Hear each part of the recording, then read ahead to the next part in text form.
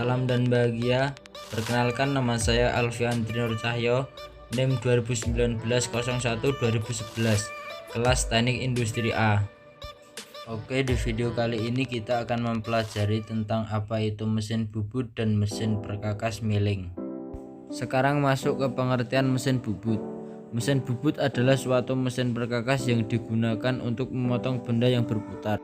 Bubut sendiri merupakan suatu proses pemakanan benda kerja yang sayatnya dilakukan dengan cara memutar benda kerja, kemudian dikenakan pada pahat yang digerakkan secara translasi sejajar dengan sumbu putar dari benda kerja.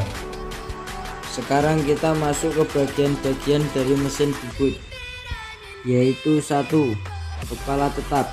Kepala tetap adalah bagian dari mesin bubut yang letaknya di sebelah kiri mesin, dan bagian inilah yang memutar benda kerja yang di dalamnya terdapat transmisi roda gigi. Pada kepala tetap ini ditempatkan bagian-bagian mesin yang memudahkan kita untuk melakukan pekerjaan. Yang kedua ialah tool post atau tool holder, merupakan alat yang terpasang pada mesin bubut dan digunakan untuk memegang pahat bubut. Tool post dapat diputar-putar untuk memudahkan dalam memposisikan pahat bubut. Biasanya tool post menggunakan 3-4 buah baut untuk mengikat pahat bubut agar pahat kuat dan tidak goyang saat menyayat benda kerja. Selanjutnya yang ketiga ialah eretan. Eretan terdiri dari eretan atas, eretan melintang, dan eretan bawah. Eretan atas terletak berada di atas eretan melintang dan diikat oleh baut dengan mur ikat. Fungsi eretan atas mesin bubut adalah memegang eretan perkakas bubut dan memberi gerakan yang diperlukan. Selanjutnya eretan melintang. Eretan melintang berada di atas eretan alas dan kedudukannya melintang terhadap alas. Fungsi dari eretan melintang adalah untuk memberikan gerakan terhadap pahat saat akan menyayat benda kerja. Selanjutnya nomor 3 ialah kepala lepas. Kepala lepas adalah bagian dari mesin bubut yang terletak di sebelah kanan mesin dan dipasang di atas bed mesin. Fungsi dari kepala lepas yaitu untuk menopang benda kerja yang panjang. Pada saat mengerjakan benda berukuran panjang, kemungkinan bengkok sangat besar, sehingga harus ditopang pada kedua ujung, yaitu di kepala tetap dan kepala lepas. Yang kelima ialah handle atau tuas. Handle adalah bagian mesin bubut yang berfungsi untuk mengatur kecepatan dan arah putar spindle, serta digunakan untuk menyalakan dan mematikan mesin. Handle juga digunakan untuk mengatur kecepatan pemakanan secara otomatis dan untuk mengatur penguliran. Yang keenam ialah tuas penggerak yang berfungsi untuk menjalankan spindle atau kepala tetap, serta untuk mengatur putaran spindle dengan searah jarum jam atau berlawanan dengan arah jarum jam. Yang ketujuh ialah poros transportir ulir. Poros transportir ulir adalah sebuah poros yang berulir dengan jenis ulir Whitworth atau metrik. Poros transportir ulir berfungsi untuk membawa eretan pada waktu pembubutan secara otomatis, misal pembubutan arah melintang atau memanjang, dan untuk membuat ulir. Yang kedelapan adalah poros pemakanan yang berfungsi untuk membawa eretan untuk melakukan pembubutan secara biasa atau manual. Yang kesembilan ialah bed atau meja mesin bubut yang digunakan sebagai tempat kedudukan kepala lepas, eretan, penyangga diam, dan merupakan tumpuan gaya pemakanan pada waktu pembubutan. Sekarang kita masuk ke proses pengerjaan mesin bubut. Ini adalah contoh proses pengerjaan ulir pada mesin bubut. Sebelum melakukan penyayatan, pasang benda kerja terlebih dahulu pada kepala tetap dengan kuat. Kemudian disenter menggunakan dial indikator agar benda kerja tidak oleng. Lakukan penyayatan pada benda kerja hingga sesuai dengan ukuran yang ditentukan. Kemudian pasang benda kerja pada mesin milling untuk pembuatan pegangan ulir. Kemudian makankan pisau milling pada sisi samping benda kerja hingga sesuai dengan ketentuan.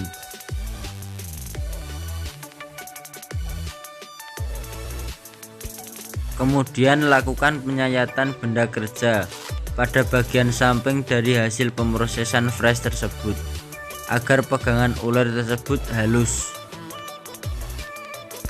Balik benda kerja dan lakukan penyayatan untuk pembuatan ulir.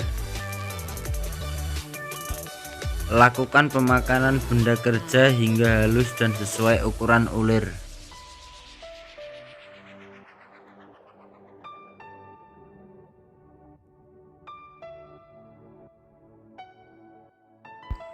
Kemudian lakukan pembuatan ulir dengan pemakanan menggunakan pahat ulir.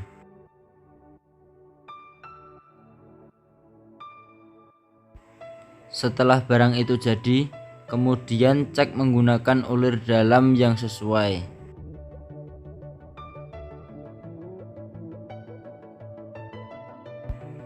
Sekarang kita masuk ke mesin fresh atau milling.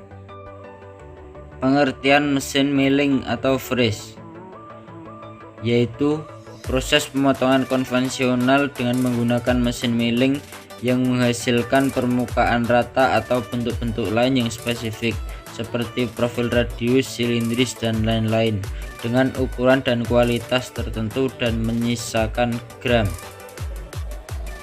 Kegunaan dari mesin fresh atau milling yaitu meratakan permukaan, membuat alur, membuat roda gigi, membuat benda kerja yang mempunyai segi banyak beraturan, membuat profil dan membentuk yang tidak beraturan, dan lain sebagainya. Prinsip dasar kerja mesin milling yaitu pisau atau cutter berputar pada sumbunya, benda kerja bergerak ke arah pisau sepanjang benda kerja yang akan dipotong. Jenis-jenis mesin milling. A. Berdasarkan posisi sumbu spindel utama mesin, yaitu 1. Mesin milling vertikal, sumbu utama spindel tegak lurus dengan meja. Mesin milling horizontal, sumbu utama horizontal dengan meja. Mesin milling universal, memiliki 2 spindel vertikal dan horizontal.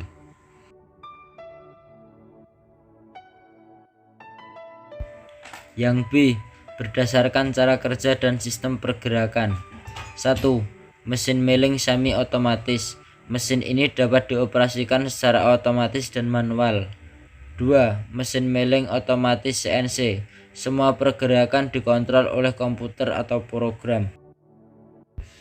Jenis-jenis mesin milling berdasarkan fungsi penggunaannya. Merupakan mesin milling yang digunakan untuk membuat roda gigi atau gear dan sejenisnya. Alat potong yang digunakan juga spesifik, yaitu membentuk profil roda gigi dengan ukuran yang presisi.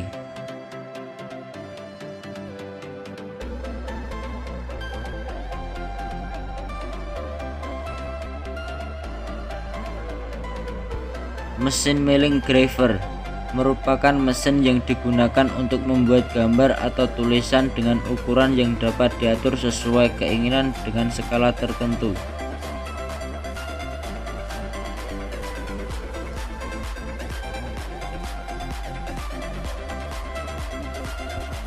Mesin milling planer merupakan mesin yang digunakan untuk memotong permukaan dengan benda kerja yang besar dan berat.